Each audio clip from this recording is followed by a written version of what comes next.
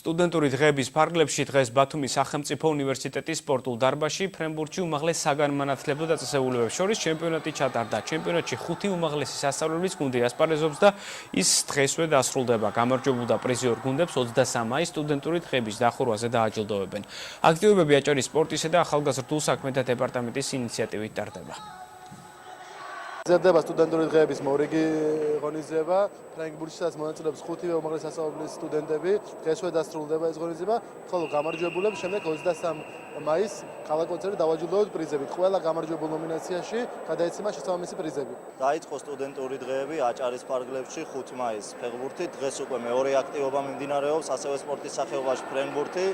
ხელოვნების უნივერსიტეტს წარმოადგენουμε ვიბრძვით ფინალში გასასვლელად, 2 თამაში მოგებული გვაქვს. ყველა ვართ საბრძოლო შემართებით, მადლობა სპორტის და ახალგაზრდობის დეპარტამენტს, რომ ატარებს ასეთ აქტივობებს, ჯანსაღ ცხოვრებას უწყობს ხელს და ასევე ჩვენს სტუდენტების დამეგობრებას.